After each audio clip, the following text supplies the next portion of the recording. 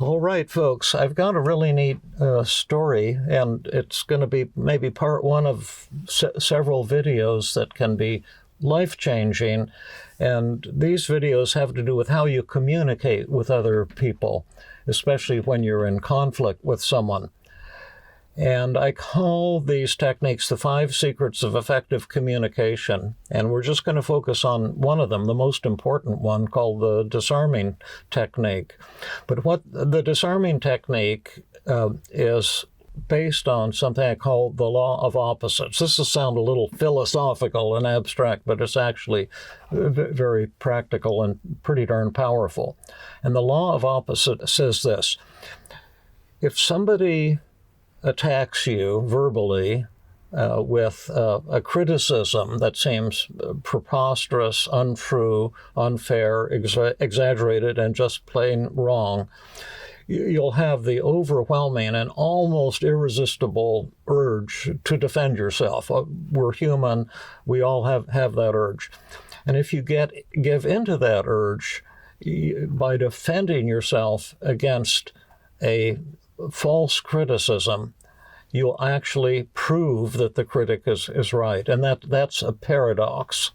And I'm going to give you another paradox in a minute, and then I'll bring them to life for you with a really cool story. But if you defend yourself from a wrong criticism, someone criticizes you, puts you down, says something that's unfair or wrong, and you defend yourself, that your defense will prove that the critic is actually right. And the other side of the paradox is this: if someone hits you with an unfair, unjust, irrational criticism, it's just full of bullshit, and you immediately agree with the critic, and in a genuine way, you find truth and you see the truth in that criticism, and you acknowledge that to the critic will instantly change their mind, and your disarming, that's called the disarming technique, will actually prove to the critic that what they're saying is not true. Okay, now I'll give you a story to bring it to life, kind of a fun one for you, hopefully, and then we'll come back to that law of opposites at the end so you can see how it actually worked in a real conflict. When I started my clinical practice, it was hard to attract patients. And that's why I wrote the book Feeling Good, because I was excited about this new approach to treating depression without drugs. But also I thought, well, maybe if people like the book, I'll get some referrals. And one of the early referrals that I got was from this man who called from South Carolina or something like that. And he said, he said that he was a very wealthy person, but that no one had been able to help him. I think he had bipolar, manic depressive illness, or severe depression or something, and he said he'd been to the top person in Chicago, and that person couldn't help him, and the top person at the National Institute of Mental Health, and that didn't work out. And then he went to the chairman of the department at UCLA, the Department of Psychiatry, and he couldn't help him. But he said, when I read your book, Feeling Good, I realized you're the guy. This is the man who's going to help me. And what I want to do is I want to fly up on my private airplane to Philadelphia once a week for therapy. And I was just so excited because I was insecure, and this was stroking my ego. And I was thinking, oh, there's this important person's going to be my patient. And I said, well, look, we can even set up a 2-hour session, and so it's not just flying all this way for 1 hour. And he thought that was a good idea, and so I was really looking forward to seeing him. I was on a bit of a high, I have to admit.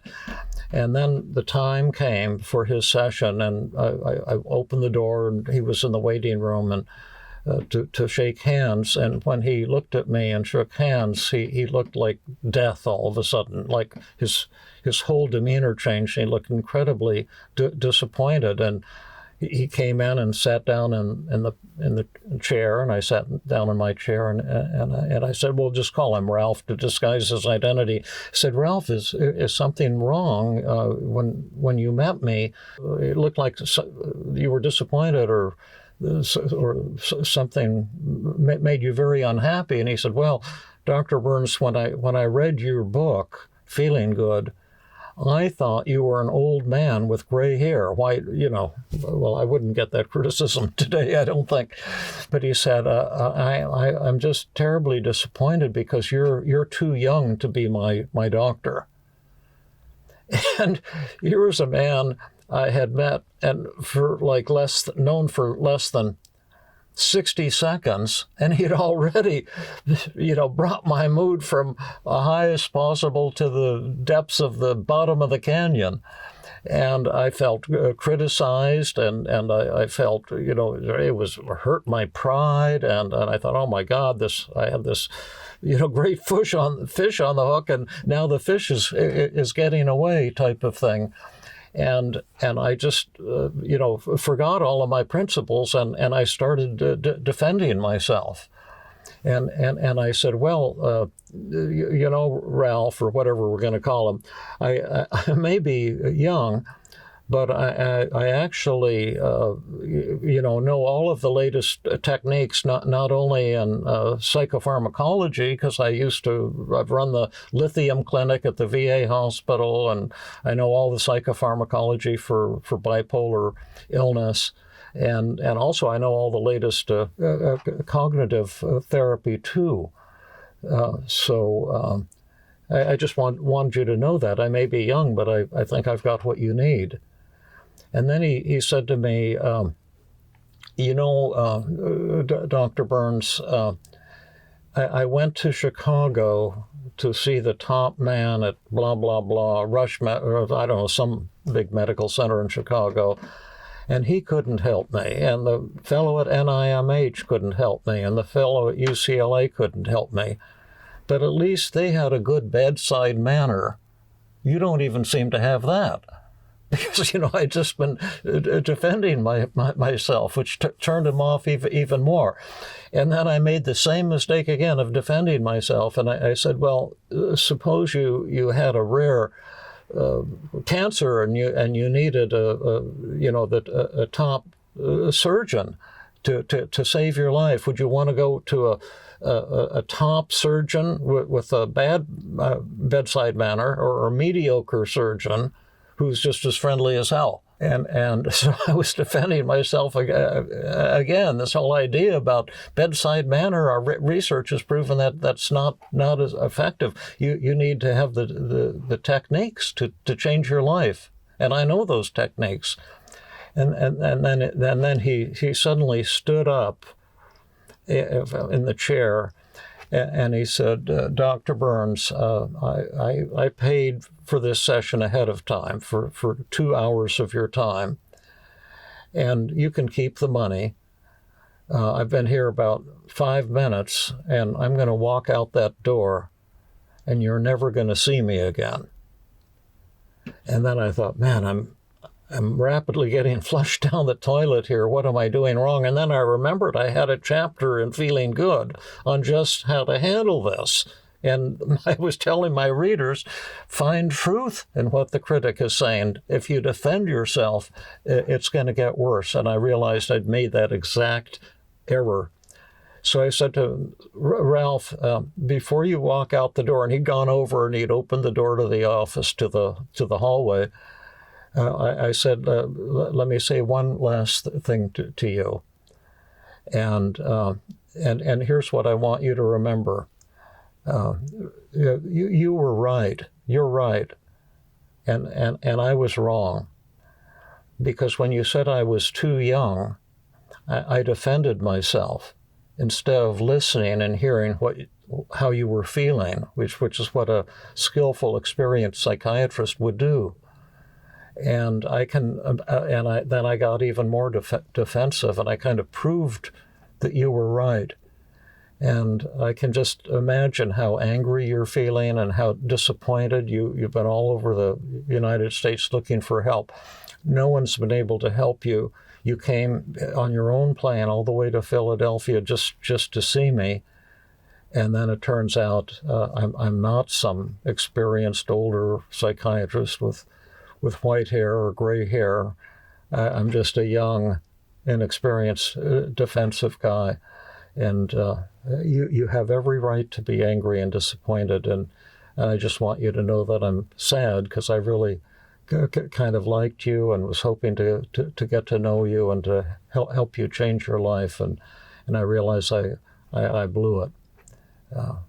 And then when I said that, his jaw dropped, and he went back and sat down in the chair again. And he says, Dr. Burns, you're the man for me. You're the guy I want to work with. And it was just because I had agreed with him and found truth in what he was saying. And there was truth in what he was saying. And anyway, that's my story. And then he was a joy to work with, and we had a great course of therapy together. And it was a life-changing experience for him and for me. And so that's called the Disarming Technique. And it's the most challenging of the 5 secrets of effective communication. And it's been more than a technique. It's been a life changer for me.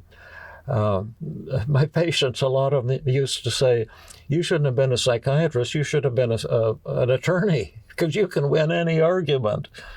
But I learned to lose arguments. I learned to find truth in what other people were saying, and it has had a transforming effect on my life.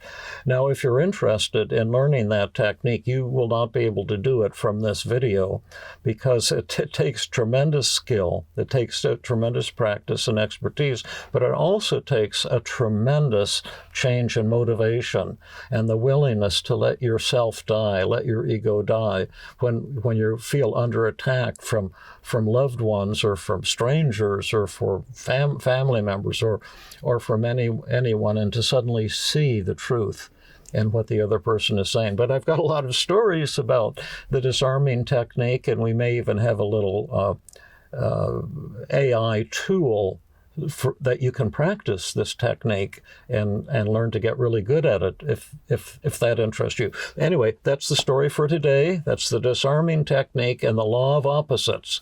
And remember, when I was defending myself from his criticism, which seemed untrue, I'm young, but I'm not too young to be helpful to him. That was the point I was trying to make. But the more I argued with him, the more he said, this guy is not somebody I want to work with.